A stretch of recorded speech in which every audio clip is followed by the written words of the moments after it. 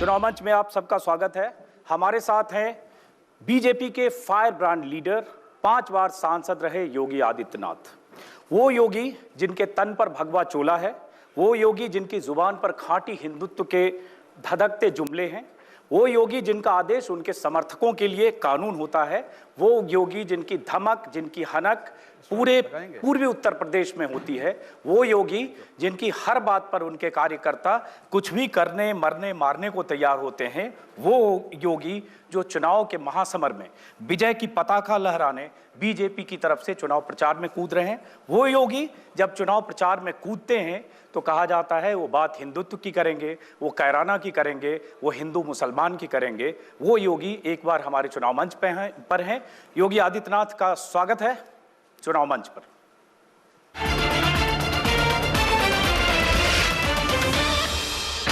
पश्चिमी उत्तर प्रदेश में पहले दौर का चुनाव होना है, इसलिए योगी आदित्यनाथ पहले दौर के चुनाव में पश्चिमी उत्तर प्रदेश के दौरे कर रहे हैं। पश्चिमी उत्तर प्रदेश में ही कैराना है, पश्चिमी उत्तर प्रदेश में ही मुजफ्फरनगर है, पश्चिमी उत्तर प्रदेश में ही बुलंदशहर है और पश्चिमी उत्तर प्रदेश में मेरठ है और पश्चिमी उत्तर प्रदेश में ही वो तमाम शहर हैं जहां पहले दंगे हुए हैं, जहां हिंदू मुस्लिम वोटों का पोलराइजेशन हुआ है और पश्चिमी उत्तर प्रदेश में ही वो इलाके हैं जहां से इस बार तय होगा कि बीजेपी को वहां से कितनी सीटें मिलेंगी। इसलिए हम बात शुरू करेंगे योगी आदित्यनाथ से, तमाम मुद्दों पर बात करेंगे, लेकिन सबसे पहले सुनना चाहेंगे योगी जी, चूंकि आप चुनाव प्रचार शुरू कर चुके हैं, बीजेपी के स्टार प्रचारक हैं, हालांकि उसमें दुखती रग आपकी क्या है उस पर हम आगे बात करेंगे।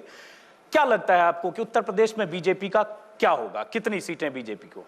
भारतीय जनता पार्टी उत्तर प्रदेश में स्पष्ट बहुमत की सरकार बनाएगी और उत्तर प्रदेश के गुंडा राज को, उत्तर प्रदेश की अराजकता को समाप्त करके उत्तर प्रदेश में सबका विकास और सबकी सुरक्षा की गारंटी भी लेगी। चुनाव में जब भी चुनाव होते हैं उत्तर प्रदेश में तो आपको पूर्वी उत्तर प्रदेश के एक बड़े चेहरे के तौर पर देखा जाता है और जाहिर है आप हिंदुत्व के एक आइकन भी माने जाते हैं। इस चुनाव में आपको लगा नहीं कि उत्तर प्रदेश में भी किसी चेहरा को आगे करके चुनाव लड़ना चाहिए था? देखिए, भारतीय जनता पार्टी कोई परिवारवादी, वंशवादी या जातिवादी पार्टी नहीं है। भारतीय जनता पार्टी एक लोकतांत्रिक पार्टी है। हमारे पास चेहरों की कमी नहीं, हमारे पास बड़े नेता भी हैं, हमारे पास सामान्य कार्यकर्ता भी है। लेकिन मैं तो ये जानना चाह रहा हूं कि चेहरा आप क्यों नहीं हो सकते थे? आपका इतना बड़ा चेहरा है, 5 बार सांसद रहे, सबसे युवा सांसद के नाम के तौर पर भी आपका नाम दर्ज है, चेहरा आप भी हो सकते थे। चेहरा महत्वपूर्ण नहीं, उत्तर प्रदेश की सूरत बदलने का जज्बा होना चाहिए और उत्तर प्रदेश की सूरत को भारतीय जनता पार्टी का हर कार्यकर्ता बदलने की क्षमता रखता है। आपको हमने सुना है बीते 10 दिनों के अंदर जो 2-3 जगह आपने पश्चिमी उत्तर प्रदेश में कहा है, योगी आदित्यनाथ का एजेंडा क्या है? देखिए, भारतीय जनता पार्टी का जो एजेंडा है वही मेरा एजेंडा भी है। भारतीय जनता पार्टी ने विकास की बात भी कही है, भारतीय जनता पार्टी ने सुरक्षा की बात भी कही है। सामूहिक पलायन क्या कोई इश्यू नहीं यूपी में? केवल कैराना और कांधला तो मीडिया की नजरों में आ गया। मैं कह सकता हूं 2 दर्जन से अधिक कस्बे हैं पश्चिमी उत्तर प्रदेश में जहां पर पलायन हुआ है। आप गाजियाबाद में चले जाइए, वाल्मीकि बस्ती पूरी तरह खाली हो चुकी है, कोई मुद्दा नहीं बनता है, दिल्ली के एकदम नजदीक है। बस योगी आदित्यनाथ यहीं आप अपने एजेंडे पर आ गए। क्या आप आ गए पलायन पर? और पलायन पर कैराना को मीडिया ने मुद्दा नहीं बनाया योगी जी, कैराना को मुद्दा हुकुम सिंह ने बनाया जो बीजेपी के सांसद थे, संगीत सोम ने बनाया और अब आप लोग बना रहे हैं। तो आपके लिए उत्तर प्रदेश में मुद्दा फिर वही कैराना मॉड्यूल है कि आप पलायन को मुद्दा बनाएंगे? आपने अभी पश्चिमी उत्तर प्रदेश की अपनी रैली में कह दिया कि पश्चिमी उत्तर प्रदेश की स्थिति कश्मीर जैसी हो जाएगी अगर सपा की सरकार आएगी और 1990 से तुलना करें। तो आप एक तरह से बहुत डरावना माहौल चुनाव के पहले बनाना चाह रहे हैं, हिंदू मुस्लिम के बीच ध्रुवीकरण की कोशिश करके, डरा कर। मैं एक जनप्रतिनिधि के रूप में जनता को यह भी नहीं बता सकता हूं कि आपकी सुरक्षा पे सेंध कौन लोग लगा रहे हैं, कौन लोग हैं। आखिर कश्मीर की घटना एक दिन में एक दिन में घटित नहीं हुई। 19 जनवरी 1990 एक दिन में नहीं हुआ। 19 जनवरी 1990 को आने के पहले इसी प्रकार के संगठित अपराध ने पूरे कश्मीर को रौंदा है। सरकारें आंखें बंद करके, जैसे समाजवादी पार्टी और बहुजन समाजवादी पार्टी उत्तर प्रदेश के अंदर मौन थी, मौन है, वैसे ही कश्मीर के अंदर की सरकारों ने भी वही मौन धारण किया हुआ था, उनको संरक्षण दिया। और यही स्थिति आज पश्चिमी उत्तर प्रदेश के अंदर है। अगर वहां रोका नहीं गया इस पलायन को तो निश्चित ही एक दिन ऐसा आएगा जब कश्मीर जैसी स्थिति पश्चिमी उत्तर प्रदेश के अंदर पैदा हो, वह दिन ना आए। हम लोगों की नैतिक जिम्मेदारी बनती है कि सत्ता बाद में आएगी, पहले उनको सुरक्षा के प्रति आगाह करें, और वही काम हम कर रहे हैं। योगी आदित्यनाथ, बस यही जो आप बात कर रहे हैं, पश्चिमी उत्तर प्रदेश में जो स्थिति है उससे कई गुना बढ़ा चढ़ाकर आप बोल रहे हैं। कैराना में कुछ लोगों ने घर छोड़ा, लेकिन कैराना नहीं, 25 शहर, मैं दावे के साथ कह सकता हूं 2 दर्जन से अधिक ऐसे कस्बे हैं और दर्जनों गांव हैं। आप जाइए वहां थोड़ा मौके पे जाके। नहीं, दर्जनों गांव हैं तो वो तस्वीर और वो कहानी तस्वीर है ना, मौके पे जाइए आप। नहीं तो आपके सांसद सिर्फ कैराना की बात कर रहे थे, संगीत सोम कुछ इलाके की बात कर रहे थे। अब योगी आदित्यनाथ मैं तो गाजियाबाद बोल रहा हूं, लेकर पहुंचे अपने, गाजियाबाद बोल रहा हूं, मैं मुरादाबाद आपको बोल रहा हूं, मैं मेरठ आपको बोल रहा हूं, आप देवबंद और उसके आसपास के क्षेत्रों में चले जाइए, आप बरेली में चले जाइए, सब जगह लोग छोड़कर चले गए। हर जगह लोग व्यापक स्तर पर पलायन हुआ है। बहुत एग्जैजरेटेड, बहुत अतिरंजित बात आप जाइए ना, आप क्या आप एक बार निष्पक्ष अपनी टीम को नहीं, मैं जाता हूं, हमारी टीम भी जाती है योगी जी, लेकिन हम योगी की आंख, योगी का चश्मा, योगी का एजेंडा लेकर नहीं जाते। योगी तभी बोलता है क्योंकि योगी दूरदर्शी होता है। अच्छा, योगी आज की बात नहीं कर रहा है, योगी भविष्य की बात कर रहा है, इसलिए उनको बता रहा है। उसको भी आपने पहले देख लिया था। बिल्कुल, मैं जान रहा हूं, हुए थे, आपने पहले देख लिया होगा कि होने वाला है। देखिए, समझदारी इसी में है कि हम ठोकर खाने का इंतजार न करें। समझदारी यह है कि ठोकर अगर कहीं लग रही है तो हम उसी से सबक सीख जाएं। कश्मीर में ठोकर लगी है, पश्चिमी उत्तर प्रदेश में ठोकर न लगे, यही हमारे लिए समझदारी है। योगी आदित्यनाथ रोकें और सख्ती के साथ रोकें। लेकिन ये डराकर ऐसा लगता है कि आपका पूरा गेम प्लान यूपी के लिए, पश्चिमी उत्तर प्रदेश के लिए योगी का एक अलग गेम प्लान है। मेरा कोई अलग गेम प्लान नहीं है। जो हमारे चुनाव मैनिफेस्टो का हिस्सा है, इलेक्शन मैनिफेस्टो का हिस्सा है, मैं उसी के अंतर्गत इन सब बातों को उस मैनिफेस्टो में है कि 25 जगह पलायन हुआ। हमने 25 जगह पलायन नहीं, हमने सांप्रदायिक हिंसा से संवेदनशील क्षेत्रों में सामूहिक पलायन की घटना को रोकने के लिए वहां पर स्पेशल टास्क फोर्स गठित करने की बात और डिप्टी कलेक्टर की तैनाती और जिलाधिकारियों को वहां के लिए पूरी तरह जवाबदेही बनाने की बात कही है। आपके लिए पलायन बहुत बड़ा इशू है। पलायन बहुत बड़ा इशू है बिल्कुल, आपके लिए होगा। विकास के साथ साथ सुरक्षा भी आवश्यक है। कोई इशू होगा भी नहीं चुनाव में योगी जी, क्योंकि आपकी पूरी पर्सनालिटी, आपका भगवा वस्त्र और आपका कट्टर हिंदुत्व, आपकी छवि आपको पलायन के पास ले जाएगी। लेकिन मैं प्रधानमंत्री मोदी के पास ले जाता हूं। एक मिनट सुन लीजिए, मैं आपको प्रधानमंत्री मोदी के पास ले जाता हूं।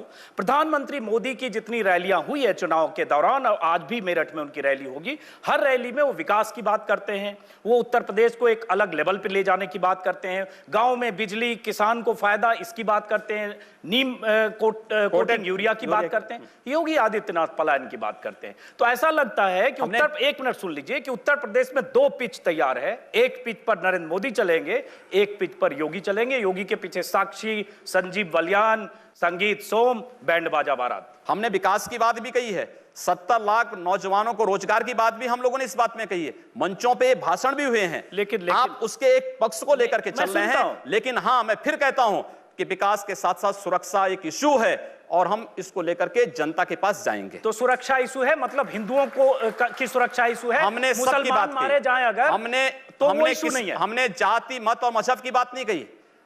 आप मेरे भाषण को कोट कर रहे हैं, वहां पर ना हिंदू है ना मुस्लिम है, उपद्रवी कोई भी है, आप उसके खिलाफ कार्रवाई करिए। लेकिन नहीं, आप एक बात तो सुनिए पहले। मायावती जी जो कहती हैं कि दलित और मुस्लिम एक हो जाओ, तो तब आपको ये अच्छा लगता है। नहीं, तब भी हम जब समाजवादी पार्टी यादव और मुस्लिम की बात करती है तो वो अच्छी बात है। लेकिन अगर मैं उन तत्वों के खिलाफ जो दंगाई हैं, जो सामूहिक पलायन के लिए जिम्मेदार हैं, उनके खिलाफ कार्रवाई की बात करता हूं तो मैं सांप्रदायिक हो गया। 5 वर्षों में उत्तर प्रदेश के अंदर 500 से अधिक छोटे बड़े दंगे हुए, और ये मान के चलिए कि हमारे लोगों के कारण ही पूर्वी उत्तर प्रदेश में एक भी दंगा नहीं हुआ। वहां हिंदू सुरक्षित है तो मुसलमान भी सुरक्षित है। दंगा हुआ वो अखिलेश सरकार की नाकामी थी ना, तो बोलिए इस बात को, बिल्कुल इस बात को बोलिए कि उसकी नाकामी थी। नाकामी थी, जैसे निकम्मों को सत्ता से बाहर करिए यहां से। दंगे के समय बिल्कुल नाकामी थी, बाहर करना चाहिए ऐसे लोगों को सुरक्षा ना दे सके। दंगाइयों पर मैं जोर दे रहा हूं, दंगे के समय सफाई में जिस ढंग से जश्न हो रहा था वो भी शर्मनाक था। सरकार मथुरा से प्रारंभ होता है और सहारनपुर तक जाता है। बिल्कुल सही करें। 4 बार बरेली में दंगे हुए, बिल्कुल सही। मुजफ्फरनगर में 4 महीने तक दंगे होते रहे। अगर सरकार मुस्तैद होती तो जिस ढंग से दंगे कई दिन तक भड़के, शक्ति का संतुलन हम लोग पूर्वी उत्तर प्रदेश में कर रहे हैं। और आवश्यकता पड़ेगी पश्चिमी उत्तर प्रदेश में वो संतुलन करेंगे, सबको सुरक्षा देंगे, लेकिन दंगाइयों को किसी भी स्थिति में बख्शेंगे नहीं। तो ये आप डरा रहे हैं, डरा नहीं रहा हूं मैं, हम लोगों ने नियंत्रित किया है, बिना सत्ता के बल पे किया और आगे भी करेंगे हम लोग। जिस ढंग से आप डरा ये रहे हैं पश्चिमी उत्तर प्रदेश के लोगों को, मैं डरा नहीं रहा हूं, उनको जागरूक कर रहा हूं कि जिस ढंग से पूर्वी उत्तर प्रदेश में गोरखपुर में आपकी हिंदू युवा वाहिनी जिस ढंग से काम गोरखपुर ही नहीं, हम लोगों ने आजमगढ़ को भी नियंत्रित किया है। अगर जरूरत पड़ी आजमगढ़ से सब लोग डरते थे, अब आजमगढ़ में हर व्यक्ति जा सकता है, अब आजमगढ़ में जाने में किसी को संकोच नहीं। और ये मान के चलिए किसी ने किया तो हिंदू वाहिनी जैसे संगठनों ने किया है, और आगे भी हम लोग करेंगे, रोकेंगे। दंगे नहीं होंगे तो विकास होगा। और पश्चिमी उत्तर प्रदेश में विकास इसलिए थमा है क्योंकि पश्चिमी उत्तर प्रदेश में लगातार दंगों ने जनजीवन को प्रभावित किया है, आम नागरिकों के सामने सुरक्षा का गंभीर संकट खड़ा किया है। और उत्तर प्रदेश में सपा बसपा ये दोनों सरकारें उन दंगाइयों को लखनऊ में लाकर के सम्मानित करते थे, स्टेट प्लेन का दुरुपयोग होता था, इन दंगाइयों को लाकर के सम्मानित किया जाता था। भारतीय जनता पार्टी आएगी, ऐसे दंगाइयों से सख्ती के साथ निपटने का कार्य करेगी। योगी जी, मैं ये पूछ रहा हूं, ऐसे दंगाइयों से सख्ती से सरकार निपटे, अच्छी बात है, सरकार की ड्यूटी होती है, सरकार की जिम्मेदारी है कि निपटे, लेकिन क्या ऐसे दंगाइयों से, अगर दंगा ऐसे होता है तो योगी आदित्यनाथ की हिंदू युवा वाहिनी या योगी आदित्यनाथ के कार्यकर्ता निपटे? ये तो फिर अराजक स्थिति होगी। देखिए, जब सरकारें निकम्मी हो जाएंगी, एक भी उदाहरण आप नहीं दे सकते जहां पर किसी हिंदू संगठन ने दंगा किया हो या अपने स्तर पर कोई कानून अपने हाथों में लिया हो, लेकिन शक्ति का संतुलन बनाने की आवश्यकता है। और वह शक्ति का संतुलन पूर्वी उत्तर प्रदेश में बना है, पश्चिमी उत्तर प्रदेश में भी बनाएंगे। तो कैसे बनाएंगे शक्ति? आप देखते रहिए, बनाएंगे। जरा सुनते हैं, आप जरा सुना दीजिए। मैंने कहा ना, जनता जानना चाहती है। पूर्वी उत्तर प्रदेश में जाइए क्यों दंगे नहीं हुए, और पश्चिमी उत्तर प्रदेश में क्यों दंगे हुए, बस ये उदाहरण पर्याप्त है। पश्चिमी उत्तर प्रदेश में क्यों दंगे हुए, मैं जरा समझना चाहता हूं, जरा समझा दीजिए। वहां जब दंगे हुए मुजफ्फरनगर में, उसमें हर दल के नेता थे जो पर्दे के पीछे कहीं न कहीं उकसावे की राजनीति कर रहे थे, चाहे कांग्रेस के इमरान नसूर, देखिए ये तो बात, चाहे नेता तो बाद में आया, चाहे बीजेपी के हों, नेताओं के नाम मैं बता सकता हूं, नेता बाद में आए हैं, के पीछे उकसा रहे थे वहां, नेता बाद में आए हैं। कार्यकर्ता क्या आपको नहीं मालूम कि जब पहली बार उन दो बालकों की हत्या होती है, बिल्कुल सब मालूम है, हत्या होती है, उत्तर प्रदेश सरकार के एक मंत्री के द्वारा उन हत्यारों को पुलिस स्टेशन से छुड़वाया जाता है, और फिर वहां पर एक वर्ग विशेष के लोगों को खुली छूट दी जाती है दंगा करने की। और स्वाभाविक रूप से दंगा होगा, एक पक्षीय मार शुरू होगी तो दूसरा पक्ष हाथ पे हाथ धरा हुआ बैठे नहीं बैठ सकता। चलिए, वो काम सरकार का है। दंगा हुआ, हुई, लगातार हुई। आपके इल्जाम में आंशिक या पूर्णतः सत्यता है, इसकी जांच सरकार का जिम्मा है। और ये सवाल उठे हैं, आपने जिन मंत्री का नाम नहीं लिया, लेकिन हाँ ऐसे सवाल उठे हैं। लेकिन सवाल उठता है, ऐसे हालात अगर कहीं बनते हैं, उससे निपटने की जिम्मेदारी, मैं फिर कह रहा हूं, सरकार की है। जब सरकारें निकम्मा हो जाएंगी योगी तो आदित्यनाथ जनता को खड़ा होने का अधिकार नहीं होनी चाहिए। जनता को खड़ा होने का अधिकार है, अपनी सुरक्षा के लिए जनता को भी खड़ा होने का अधिकार है। सरकारें निकम्मी हो जाएंगी तो इसका मतलब आप जनता को उकसा रहे हैं? उकसा नहीं रहा हूं, अपनी सुरक्षा के लिए उनको सावधान कर रहा हूं, जागरूक कर रहा हूं।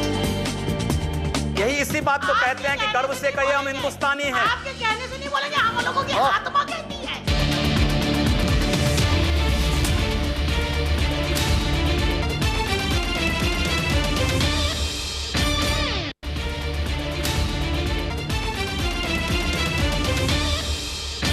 ये हिंदुस्तान पूरी दुनिया में साधु संतों, सूफियों और औलिया अल्लाह और स्वामी विवेकानंद जी के सांझी संस्कृति से पहचाना जाता है।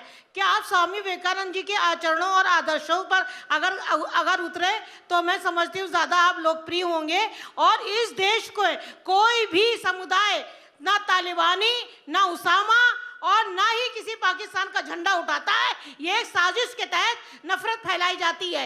अगर इस देश में बहादुर शाह जफर और वीर अब्दुल हमीद और अशफाक उल्लाह और भगत सिंह और सुभाष चंद्र बोस जैसे लोगों की तरह से आपके विचार हो, तो हम समझते हैं कि सभी समुदाय के लोगों को देशभक्ति का सफाई नहीं देनी पड़ेगी। आप लोग सिर्फ देशभक्ति नहीं है, पूरा देशभक्त है। बात सुनिए, स्वामी विवेकानंद जी ने कहा था कि गर्व से कहो हम हिंदू हैं। तो हम तो स्वामी विवेकानंद के ही उन वचनों को आत्मसात कर रहे हैं जो उन्होंने कहा कि गर्व से कहो हम हिंदू हैं। हम भी कहते हैं, हम गर्व से कहते हैं हम हिंदुस्तानी और बस यही बोलिए ना, यही बोलिए, यही बोलिए। हम लोग यही इसी बात को कहते हैं कि गर्व से कहिए हम हिंदुस्तानी हैं। आपके कहने से नहीं बोलेंगे, हम लोगों की आत्मा कहती है, इसीलिए कह रहे हैं। के दबाव से नहीं तो यही तो स्वामी विवेकानंद ने कहा कि गर्व से कहो हम हिंदू हैं। और अगर वही बात मैं कह रहा हूं तो इसमें बुरा मानने की बात कौन सी है? योगी जी, वो मुसलमान जो हिंदुस्तान में रुके बंटवारे के बाद 1947 के बाद, वो डेमोक्रेटिक सेटअप में रहना चाहते थे, वो नहीं रहना चाहते थे इस्लामी सेटअप में, और उन्हें अपने राष्ट्रवादी होने पर बहुत गर्व है, और हमें किसी से सर्टिफिकेट की क्या जरूरत?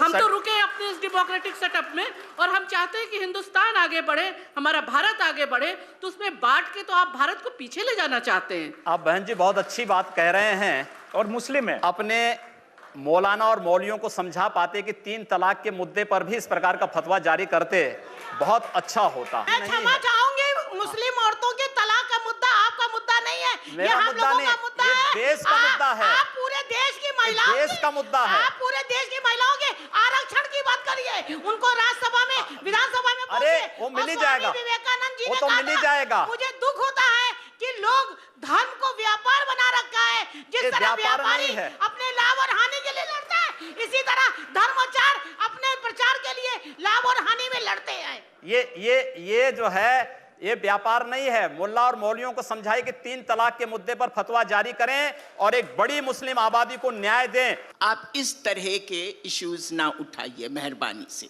ये वो वक्त आ गया है कि आप देखें कि मुसलमान, औरतों का क्या मुद्दा, मुसलमान खुद मर्द भी एजुकेशन में कितने पीछे है। ये बात उन दलों को समझानी चाहिए जो मुसलमानों को केवल आजादी के बाद वोट बैंक बना करके रख दिए हैं। योगी जी से मैं सहमत हूं कि आप जो सवाल इनको कह रही हैं, ये उठाएं मुसलमानों की गरीबी, गुर्बत और इसकी बात, वहां जो पार्टियां जो मुसलमानों को सदियों से, दशकों से वोट बैंक समझती है, वो पार्टियां भी वहां मुसलमानों के सिर्फ वोट बैंक समझती है, उनके विकास की बात कम करती है। चुनाव में रमजान के मौके पर, ईद के मौके पर टोपी लगाकर मुसलमानों के साथ तस्वीरें खिंचवाते नेता भी मुसलमानों का भला नहीं करते हैं। कोई बुरा नहीं किया। अगर किसी विदेशी आक्रांता के द्वारा, एक मिनट, किसी विदेशी आक्रांता के द्वारा किसी कालखंड में कुछ ऐसा कार्य किया गया है, उसको बदला जाना चाहिए। यह देश की सांस्कृतिक आजादी की लड़ाई भी है। सही बात है। तो आप ताजमहल का नाम राम महल कर सकते हैं, क्यों नहीं करेंगे? कर देंगे, बिल्कुल किया जाना चाहिए। आवश्यकता है तो किया जाना चाहिए। चलेगा तो जो मुमताज महल के लिए शाहजहां ने ताजमहल बनाया, उसको जांच का विषय है, चर्चा करिए ना इस पर कभी खुले मंच पर। अच्छा, तो इसका मतलब जो भी पुरानी विरासत है, अगर कहीं लाल कोई विरासत नहीं, कुतुब मीनार जो देश के हित में होगा, हमें वह कदम सख्ती के साथ उठाना चाहिए, बिना सोच, बिना लौंग लपेट के, बिना संकोच के। तो जो देश के हित में, देश की सुरक्षा के हित में है, आने वाली पीढ़ी के भविष्य के हित में, हमें वो कदम उठाने में कोई संकोच नहीं करना चाहिए। तो योगी जी, आप ये मानते हैं, आप थोड़ा गुस्से में हैं, तो मैं कोई गुस्सा नहीं हूं। मैं आपको बता रहा हूं, आप क्योंकि मुझे कह रहे हैं, मुझे भय है कि आपको फिर पसीना ना हो जाए। नहीं, बिल्कुल नहीं, मैं चाहता हूं आप गुस्सा करिए, पसीना नहीं आएगा मुझे, चिंता मत करिए। मैं ये कह रहा हूं कि इसका मतलब हुआ कि आप देश के हित में मतलब मानते हैं, जो 20-22% मुस्लिम आबादी है वो देश हित के खिलाफ है, उनको हाशिए पर रखकर आप अपना देश, अपनी दुनिया। आप कभी गोरखपुर आएंगे ना, वहां मुसलमान जब पीड़ित होता है तो वह कहीं और नहीं जाता, वो मेरे पास ही आता है, कहता साहब देखो फलाना गुंडा उसके पास कोई विकल्प परेशान कर रहा है। और उत्तर प्रदेश सरकार से भी जो पीड़ित होता है तो भी मेरे पास ही आता है, कहीं और नहीं जाता है। अकेले सांसद हूं जो 2, 3, 4 घंटे पब्लिक के लिए खुले उसमें बैठता हूं, कोई सुरक्षा नहीं, कोई तामझाम नहीं, कोई भी आए अपनी बात कहें, और फिर अगर बातचीत से मानेंगे ठीक, नहीं तो आंदोलन का रास्ता वहां तय होता है। हर एक व्यक्ति की सुरक्षा और हर एक व्यक्ति का विकास आपको देखना गोरखपुर में जाकर के देखिए। एक बार इसको ये बोलेंगे, हर एक व्यक्ति मतलब हिंदू हो या मुसलमान, क्या बात करते हैं? जो भारत का नागरिक है, जो भारत का नागरिक है वो हमारा नागरिक है, उसमें जाति मत और पंथ कहां की बात आती है? अरे मैं सनातन हिंदू धर्म का उपासक हूं, बदलना चाहते हैं, सनातन हिंदू धर्म का उपासक हूं, सर्वे भवन्तु सुखिनः सर्वे सन्तु निरामया की बात करता हूं। मैं किसी मत और मजहब का विरोधी नहीं, लेकिन जो भारत का विरोधी है मैं उसका विरोधी हूं सर, वो कोई भी हो, मैं उसका विरोधी हूं। योगी जी, ठीक है, तालियां बजाइए आप लोग। योगी जी, उर्दू बाजार को हिंदी बाजार बताना या बदलवा देना, उर्दू हमारी पहचान हिंदी से है या उर्दू से? मैं आपसे पूछना चाहता हूं, आप फिर मुझसे उर्दू में ही पूछिए। मेरी भाषा हिंदी है, मैं उर्दू नहीं जानता हूं। तो फिर वहां के लोग भी हिंदी जानते हैं, मैं तो जानना हम चाहता हिंदी के हूं, नाम पर क्यों ना नाम रखें? सर, सवाल तो मैं पूछ रहा हूं, जवाब आप देंगे। जिस दिन मैं आपकी तरह यहां आ जाऊंगा चुनाव लड़ने, तो आप मुझसे पूछ लीजिएगा। आज मेरा दिन है। तो मैं ये पूछ रहा हूं कि योगी आदित्यनाथ जब पश्चिमी उत्तर प्रदेश में जिस ढंग से चुनाव प्रचार में जा रहे हैं, या पूर्वी उत्तर प्रदेश में जिस ढंग से आप चुनाव प्रचार करते हैं, और जाहिर है वहां आपकी फैन फॉलोइंग भी काफी है, क्या आपके दायरे में, आपकी राजनीति में मुसलमानों के लिए कोई जगह नहीं है? क्यों नहीं है? क्यों नहीं है? शाहनवाज हुसैन मेरे सबसे अच्छे मित्र हैं।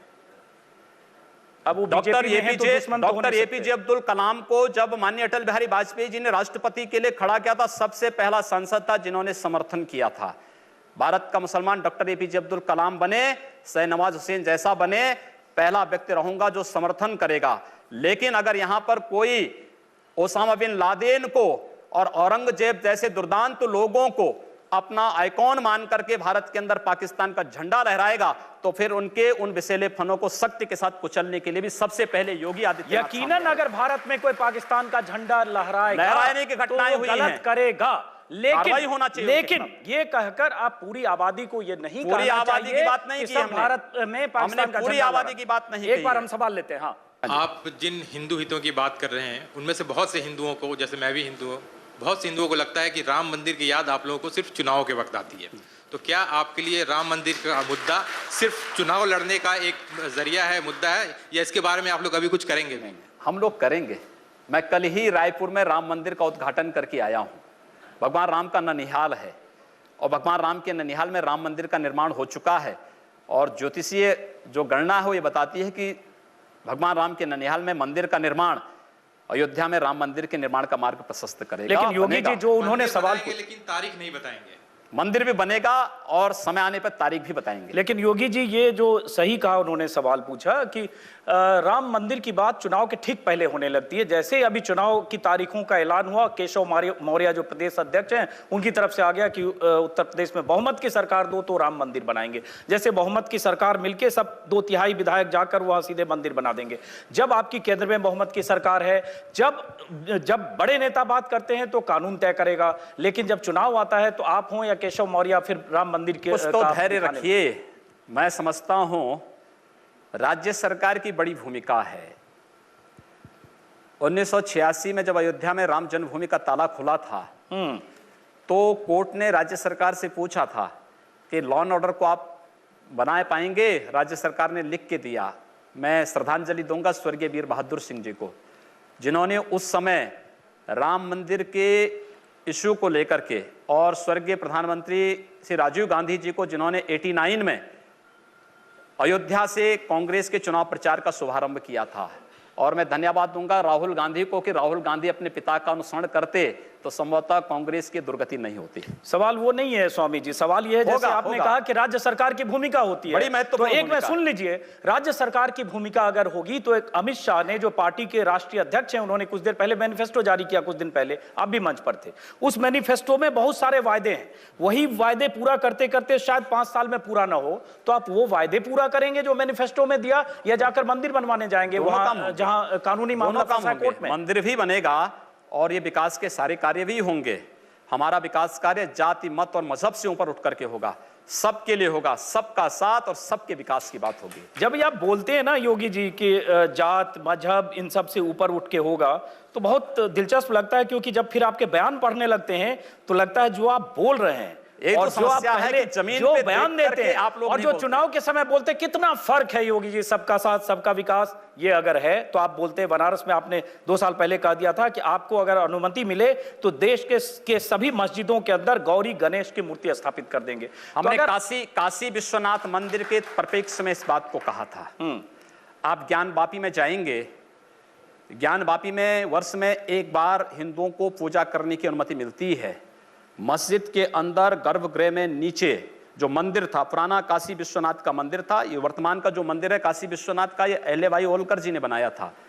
लेकिन काशी विश्वनाथ का जो मुख्य मंदिर था और ज्ञानवापी मस्जिद उसी के ऊपर बनी हुई है, क्योंकि आप पूरे ज्ञानवापी के चारों तरफ देखेंगे सभी हिंदू देवी देवताओं की मूर्ति लगी हुई है। सारा जो आर्किटेक्ट है वो सब वही प्राचीन है। योगी जी, मुझे लगता है ये जो उकसावे की राजनीति है ना, इस राजनीति से कहीं न कहीं कई बार मोदी भी दूर हटना चाहते हैं, और आप लोगों के खासतौर से उकसावे की राजनीति, उकसावे के बयान, इसलिए कई बार प्रधानमंत्री मोदी ने भी नसीहत दी है कि बीच बीच में लोग ऐसे बयान देकर एजेंडा को डिरेल कर देते हैं, तो उन नसीहतों का भी कोई फर्क नहीं पड़ता है आप लोगों पे? मैं नहीं समझ पा रहा हूं कि आखिर जहां पर बहुसंख्यक समाज को मारा जा रहा हो या उनको पलायन करने के लिए मजबूर किया जा रहा हो, स्थानीय राज्य सरकारें निकम्मी होकर के इन सब बातों की अनदेखी कर लें, अनसुनी कर दें, तो फिर वहां पर पब्लिक की जिम्मेदारी क्या बन जाती है? मुझे तो लगता है कि आपका वक्तव्य ऐसे लगता है जैसे आप चाहते हैं कि कश्मीर की तरह सब लोग पलायन करके भाग जाओ। जी नहीं, अपना दूसरा ठिकाना मैं सरकार ढूंढो। मैं ऐसे नहीं सरकार हो और सकता। सिस्टम को तोड़कर कोई आदमी कानून अपने हाथ में लाठी डंडे से सरकारें उतरे, भी मैं उसके सरकारें जिस तरीके से उत्तर प्रदेश के अंदर पिछले 14 वर्षों से चली हैं,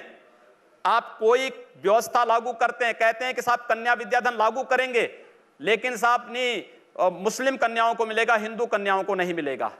हम विकास के लिए पैसा देंगे, कब्रिस्तान के लिए पैसा देंगे, आखिर शमशान घाटों के लिए दे दो। ये सब नहीं कर रहे हैं आप। इसको सेकुलर कहते हैं। और अगर हम कहते हैं कि सबको दो, अगर शमशान घाट नहीं, सबको दो नहीं कहते। वही मैं कह रहा हूं ना, फिर वही मैं कह रहा हूं, नहीं कहते ना। उत्तर प्रदेश की पिछले 14 वर्षों की सरकारों की पूरी नीतियां ही सांप्रदायिक रही हैं। एक भी बार मीडिया इस पे क्यों नहीं बोला है? इस पे क्यों नहीं बोला है? नहीं, वो तो यानी कब्रिस्तान को पैसा मिले और शमशान घाट को ना मिले, कन्या विद्याधन मुस्लिम कन्याओं को मिले लेकिन हिंदू कन्याओं को ना मिले, एक भी बार क्यों नहीं आपने इस पे उंगली उठाई? अगर सरकार ऐसी बेईमानियां करती है तो वो भी गलत है। की है इसका जवाब अखिलेश, मैं कह रहा हूं ना, की है, पूछना चाहिए था आपको अखिलेश यादव से इस बारे में। वो अगर ऐसी कोई सरकारें करती वो भी गलत है। और योगी जी आप भी एक तरफा जब करेंगे हिंदू, मैं एक तरफा नहीं कर रहा हूं, हमने कहा हम अहिल्याबाई कन्या विद्या योजना के अंतर्गत स्नातक तक की शिक्षा सभी बालिकाओं को देंगे। सभी बालिकाओं का मतलब जाति, मत और मजहब कहीं नहीं आता है। हमने कहा सबका विकास होगा, हमने कहा सबका साथ होगा। अगर हम सबकी समृद्धि और सबकी सुरक्षा की बात करते तो हम सांप्रदायिक हो गए। और अगर आप दलित मुस्लिम एकता की बात कर रहे हैं या यादव मुस्लिम एकता की बात कर रहे हैं तो वह सेकुलर हो गए। ये दोहरापन समाप्त होना चाहिए। योगी जी एक सवाल मैं जनता से लूंगा, लेकिन आपने सबका साथ सबका विकास अच्छा जुमला है और प्रधानमंत्री मोदी का भी नारा है, लेकिन सबका साथ सबका विकास में 371 सीटें उत्तर प्रदेश में बीजेपी बांटती है और उसमें अगर एक मुस्लिम भी नहीं है, जिस मुस्लिम की आबादी यूपी में 18 से 20% है, तो अंदाजा लगाया जा सकता है सबका साथ सबका विकास कहना और अगर किसी को टिकट ना देना या आपको उम्मीदवार नहीं मिलेंगे तो उसके क्या मायने हैं। इसका जवाब लूंगा, लेकिन कुछ लोग हैं जो सवाल पूछना चाहते हैं। जी, कुशीनगर का हाल बिल्कुल बर्मा जैसा हो रहा है, मुसलमान वर्ग वहां सांस नहीं ले पाता है। तो आप किस तरह के काम करने में, और जिसको हम माफिया कहते हैं, वो भी यही जस्टिफिकेशन देते हैं रॉबिन हुड वाला कि साहब सरकारें चीजें नहीं पहुंचा पा रही, हम अमीरों से लूट करके गरीबों को दे रहे हैं, उनको संरक्षण दे रहे हैं। इन दोनों में फर्क क्या है? देखिए, कुशीनगर में जिस प्रकार के तत्व हैं, आपको मालूम है कि आईएसआईएस से जुड़े हुए तत्व भी कुशीनगर में पकड़े गए। और अगर आप उसका समर्थन करते हैं तो मैं इसको बहुत दुर्भाग्य हम नहीं, ये भड़काई नहीं, हम लोग डेलीगेशन पिछले साल लेकर गए हैं योगी जी। ऐसे गरीबों को देखिए, हम लोग वहां जा चुके हैं। ऐसे गरीब मुस्लिम परिवार बच्चों को कहीं से कोई नहीं, गलत बात कर रहे हैं। मैं देखिए, आप जो आदमी है वहां पर जो मजलूम है वो आईएसआई नहीं हो सकता है। आप वहां पे पाकिस्तान का झंडा लहराएंगे, आप वहां पाकिस्तान का झंडा लहराएंगे तो इस चीज को कोई स्वीकार नहीं कर सकता, कोई नहीं स्वीकार कर सकता इस चीज को।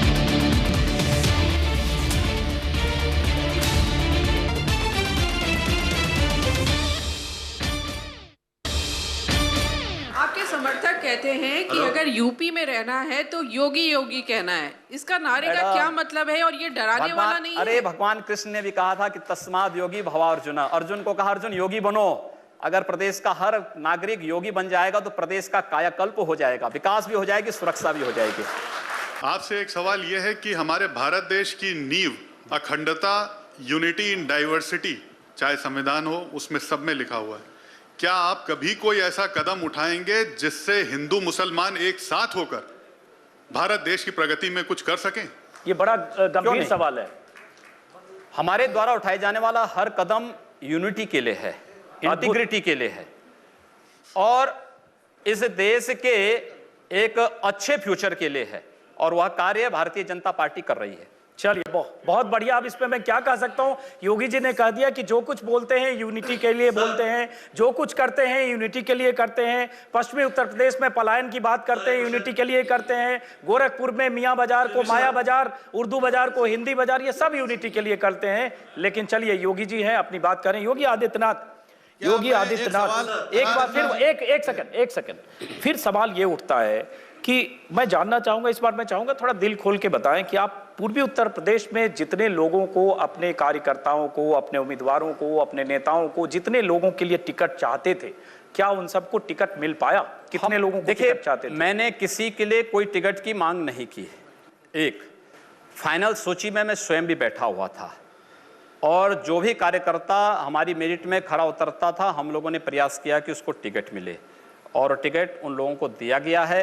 हम लोगों ने कार्यकर्ताओं से अपील की है, सबको जिताने की व्यवस्था करिए। कार्यकर्ता जीतेगा तो भारतीय जनता पार्टी जीतेगी, भारतीय जनता पार्टी जीतेगी तो प्रदेश में सुरक्षा और विकास होगा। तो ये आपके जो खास सुनील सिंह हैं, जो हिंदू युवा वाहिनी के प्रदेश अध्यक्ष, ये सब बाहर किए जा चुके आपके हैं। दायां हाथ हैं। मेरा कोई दायां और बायां नहीं, मेरा सारा समाज मेरा दायां बायां है। तो सुनील सिंह जो उम्मीदवार कुछ खड़े कर सकते हैं क्या? सब वापस हो चुके हैं। तो मतलब जितने उम्मीदवार आप चाहते थे उतने मिल गए? आप मेरा कोई ख्वाहिश ही नहीं थी। भारतीय जनता पार्टी के और उनके सहयोगी दलों के 403 विधानसभा क्षेत्रों का हर कार्यकर्ता मेरा कार्यकर्ता है, हर उम्मीदवार मेरा उम्मीदवार है। योगी आदित्यनाथ हमारे साथ यहाँ चुनाव मंच पर आए, अपनी बात रखी, अपने ढंग से अपनी बात रखी, बचाव भी करते रहे, सबका साथ सबका विकास की भी बात करते रहे और इस बीच हिंदू मुसलमान पलायन और जो योगी आदित्यनाथ जिन बयानों के लिए जाने जाते रहे हैं उसके बारे में भी बात करते रहे। बहुत बहुत शुक्रिया योगी आदित्यनाथ जी चुनाव मंच पर आने के लिए। धन्यवाद। शुक्रिया।